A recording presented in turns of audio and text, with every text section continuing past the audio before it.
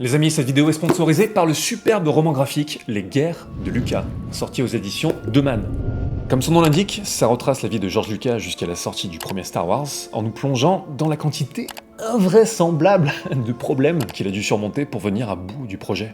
Cette histoire, on le dira jamais assez, est vraiment dingue. Genre en post-prod, la Fox avait toujours pas signé de contrat avec Lucas parce qu'il voulait pouvoir annuler le film à tout moment. Dans le chaos de la post-prod, il y avait toujours pas de contrat signé. Et Les Guerres de Lucas, c'est vraiment bien. Même quand on pense qu'on connaît l'histoire, on y découvre quand même des trucs, c'est ultra bien documenté.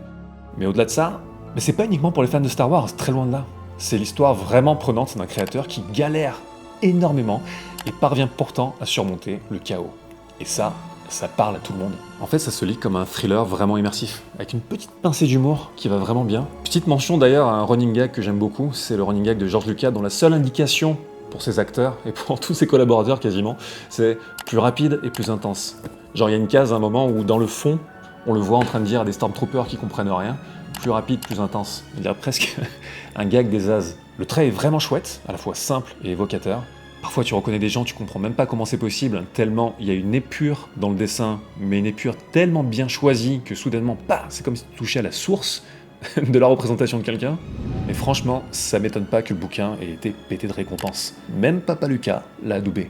Alors un tome 2 sortira en octobre 2025, mais en attendant, ça fait un très très beau cadeau à mettre sous le sapin. Je dis ça. Vous m'en direz des nouvelles. Sur ce, je vous souhaite une très bonne vidéo.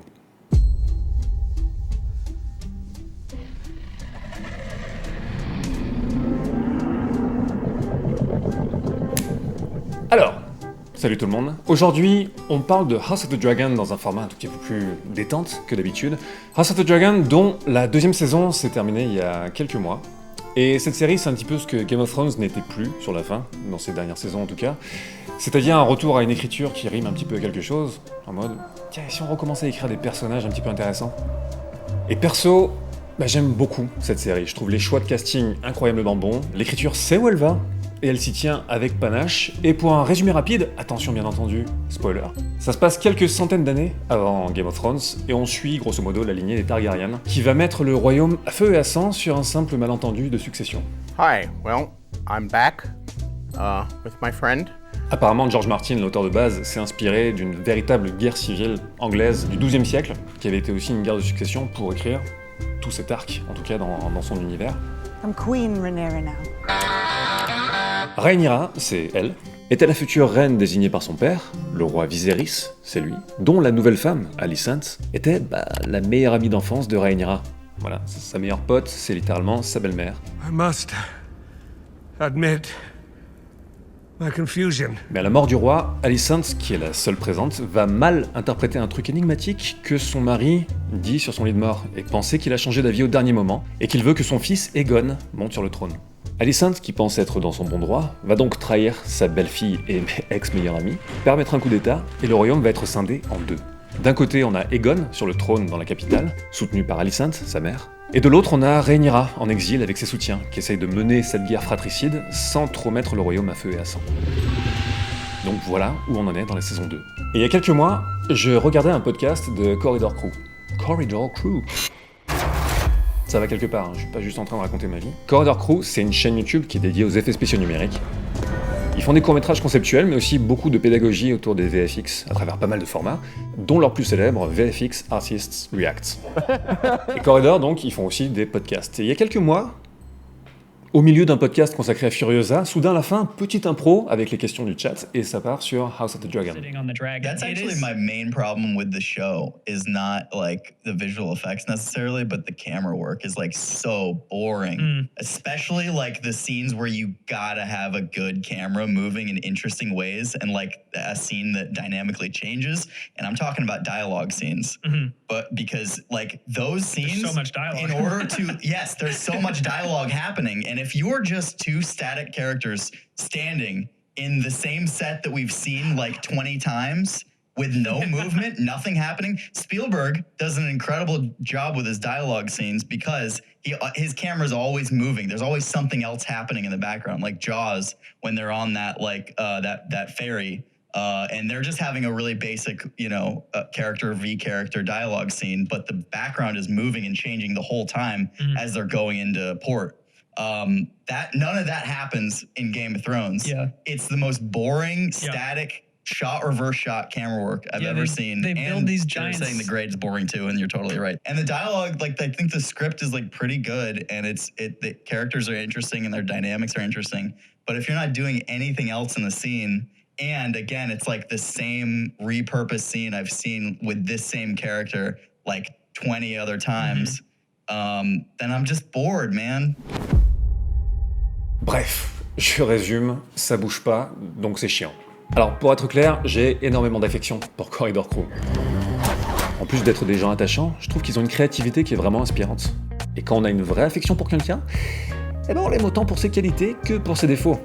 Et leurs défauts, je les trouve particulièrement intéressants parce qu'ils illustrent parfaitement les défauts, justement, de ce que j'appellerais, faute d'un meilleur terme, le cinéma made in YouTube. Corridor, ils sont très très forts pour créer des petites fictions conceptuelles malines et super divertissantes.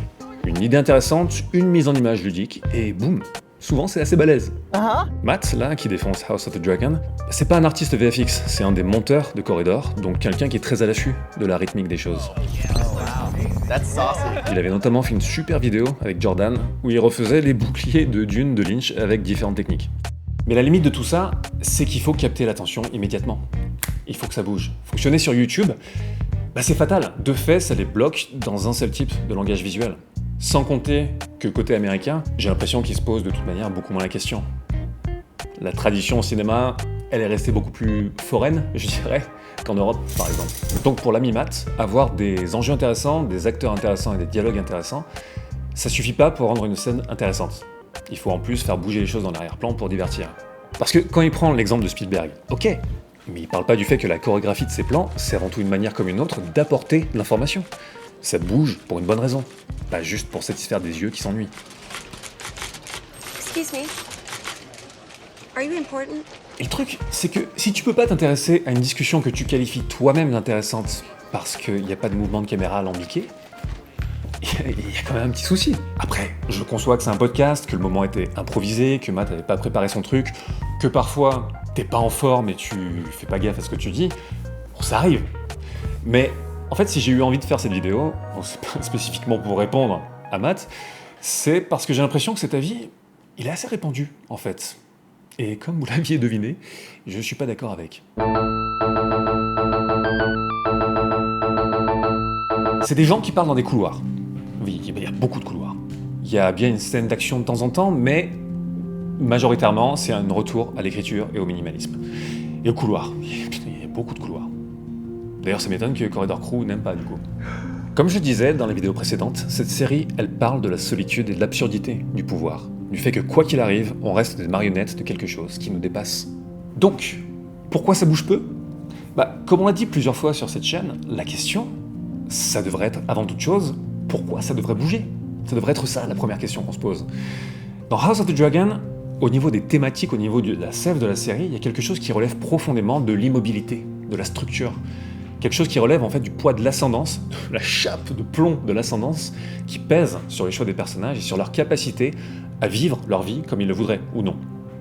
Spoiler, c'est plutôt ou non. L'un des lieux les plus importants de l'intrigue, Dragonstone, c'est quand même un palais littéralement taillé dans la pierre. Et tout ça, ça se ressent aussi à travers le langage corporel des comédiens, leur posture, leur manière d'occuper l'espace. Il y a quelque chose de statuesque. Tu sens vraiment, juste à travers la manière de positionner le corps, tout le background des personnages, tout le poids du conditionnement, toute la manière dont ils ont été sculptés, en fait, par leur milieu. Les rapports de force évoluent constamment, mais au fond, les personnages ne sont pas encore morts, qui sont déjà des souvenirs. Tout relève de l'immobilité. Mais regardez le nombre de plans qui isolent les puissants, qui les rendent insignifiants dans le cadre, alors que pourtant, ils sont censés être au milieu de l'intrigue. Il y en a au moins 1000, et le chant contre chant, qui emmerde le bon Matt, simplement ça sépare les personnages. Leurs ascendances, leurs responsabilités, leurs statuts, leurs égos, leurs ambitions, leurs regrets, tout les sépare. Tout. House of the Dragon, c'est ça. Des responsabilités dont on ne veut pas, et qui éloignent les personnages d'eux-mêmes et des autres. Et petit bonus, ça fait aussi que quand ça pète visuellement, c'est réellement mémorable. Alors qu'on se comprenne, je dis pas que la mise en scène de la série est irréprochable, hein. Oui, à pas mal de moments, c'est filmé de façon assez illustrative, et pas forcément très inspiré. On reste sur une série télé qui doit filmer énormément de matériaux en très peu de temps, donc il n'y a pas forcément le temps nécessaire pour tergiverser et penser absolument tous les cadres. Mais ça n'empêche pas que dans House of the Dragon, il y a quand même des partis pris qui restent très forts.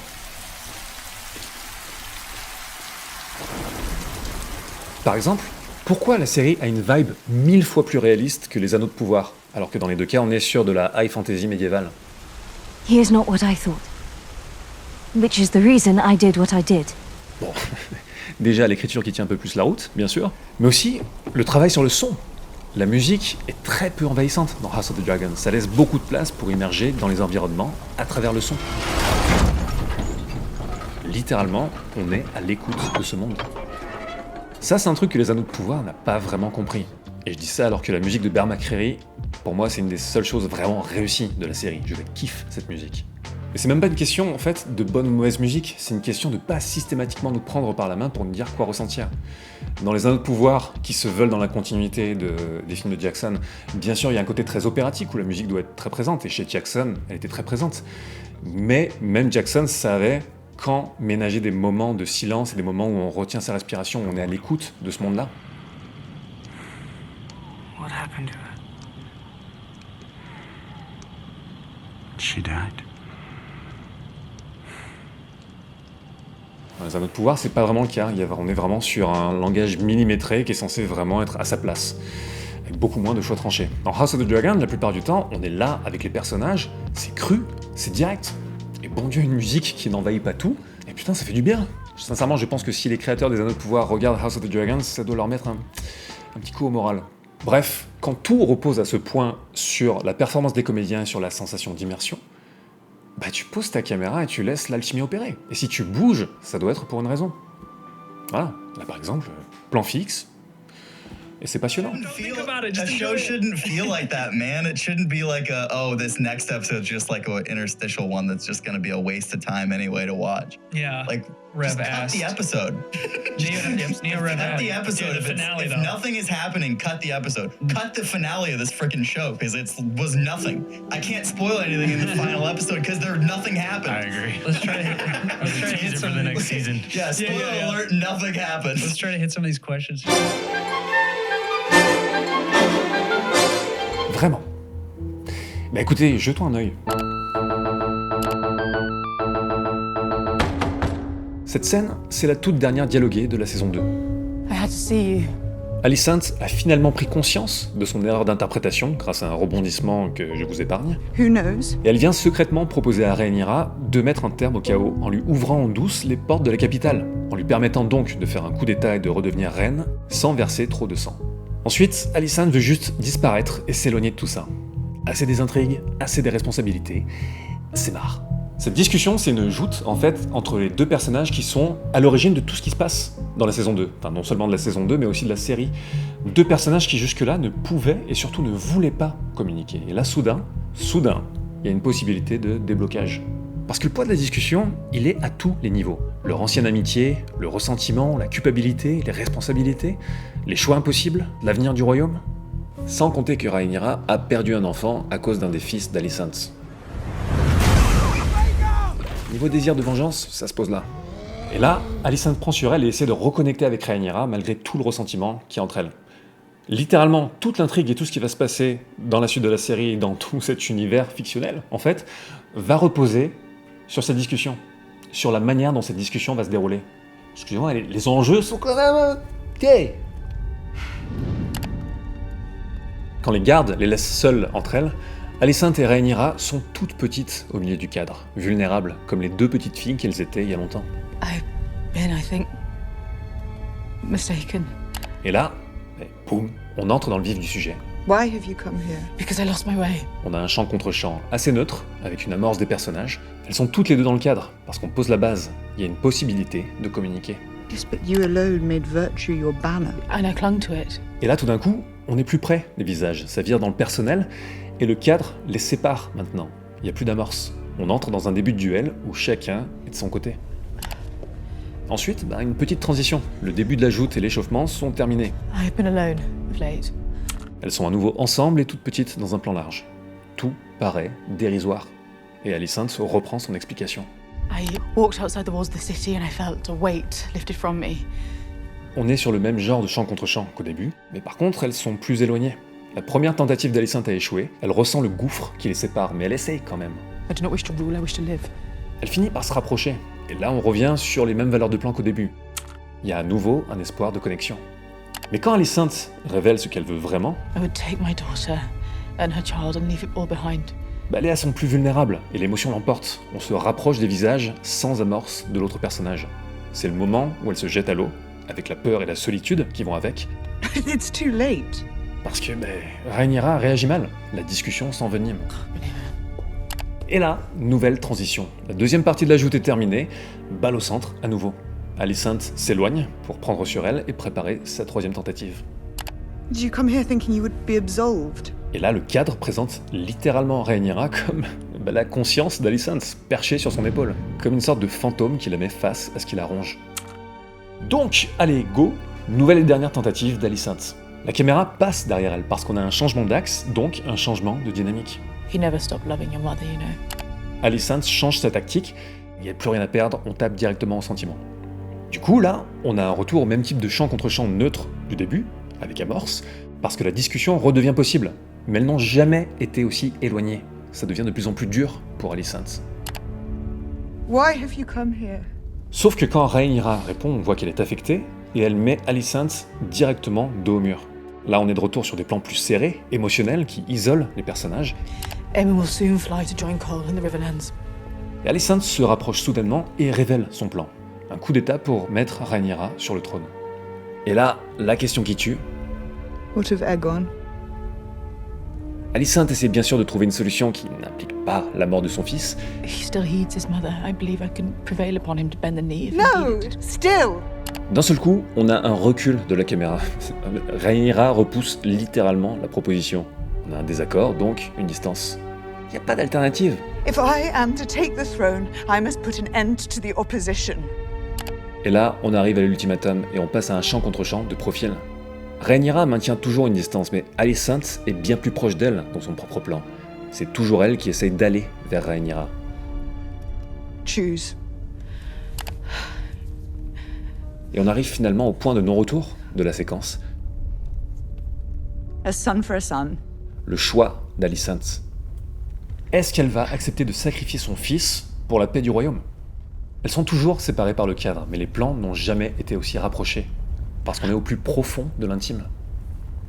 Là, le silence se met à régner, mais le choix est fait. On le comprend parce que la valeur de plan a changé. Petit recul, on revient sur quelque chose de plus neutre. Quelque chose vient de se passer. Quelque chose se relâche. Et d'un seul coup, là, voilà, le cadre les réunit. Rhaenyra a obtenu une solution au conflit et sa vengeance, mais ça ne lui apporte que de la tristesse et une profonde sensation de gâchis. Comment est-ce qu'elles en sont arrivées là? Une fois de plus, tout semble dérisoire, et elle se sent donc soudainement proche d'Alicent. Elle ressent de la compassion pour elle. You're much changed. Sauf qu'Alicent étant bien sûr bouleversée, elle refuse cette connivence que pourtant jusque-là, elle recherchait désespérément. Let us be done with this. Please. Du coup, elle s'éloigne. Sa mission est remplie, et ça l'a brisée. Et les plans qui suivent ne font qu'appuyer ça. Elles sont minuscules et éloignées. Alicent n'en peut plus des intrigues, et elle a déjà quasi disparu au fond du cadre. I am at last myself. Alicent reprend sa contenance, et dernière ombre d'une possible connexion, Come with me. elle propose à Rhaenyra de venir avec elle, de disparaître, de renoncer au pouvoir. My part is here. Les plans se rapprochent une dernière fois, mais Rhaenyra refuse. Go.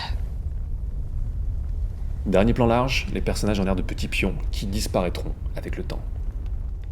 Et pendant toute cette scène, aucune musique. Quel pied! It's impossible. Impossible for you. Dans le cinéma, c'était mieux avant. J'avais parlé d'une scène de dialogue dans la série Le Problème à 3 corps, qui est l'inverse absolu de la scène dont on vient de parler. Allez voir cette scène sur YouTube. Je veux dire, c'est ouf. Ça change de valeur de plan toutes les 3 secondes pour aucune raison. Why don't you cut the shit and tell us? Mais là, dans House of the Dragon, chaque pulsation de la conversation est soulignée en douceur par le cadre. Quand les valeurs de plan changent, putain, ça veut dire quelque chose. You speak as if from a distant dream. C'est une scène de combat et d'amour, à la fois une sorte de ballet où elle se rapproche, s'éloigne, se rapproche, s'éloigne. C'est la résolution du malentendu qui est à l'origine de toute la saison et du chaos dans lequel le royaume est plongé.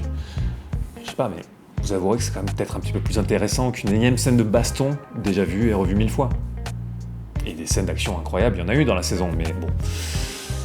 C'était pas happé par cette scène, enfin je sais pas. Peut-être que cette série n'est tout simplement pas pour toi, et c'est pas grave. Juste le poids des mots. Une mise en scène minimaliste, c'est pas une mise en scène inexistante. C'est un peu comme écouter un solo de John Frusciante, période Californication, et dire « bah c'est nul parce qu'il n'y a pas assez de notes ». Bah non, du coup. Donc voilà apparemment pourquoi House of the Dragon est chiante comme série. C'est parce qu'elle n'insulte pas l'intelligence de ses spectateurs. C'est tout pour moi, et c'est tout pour ce format un petit peu plus relax. Dans les commentaires, n'hésitez pas à me dire ce que vous pensez de House of the Dragon, de cette série, de ses partis pris de mise en scène. Et si vous n'avez pas vu la série et ou que ça ne vous intéresse pas, dites-moi ce que vous pensez de l'alliage poire-peanut butter. Voilà, le monde doit savoir.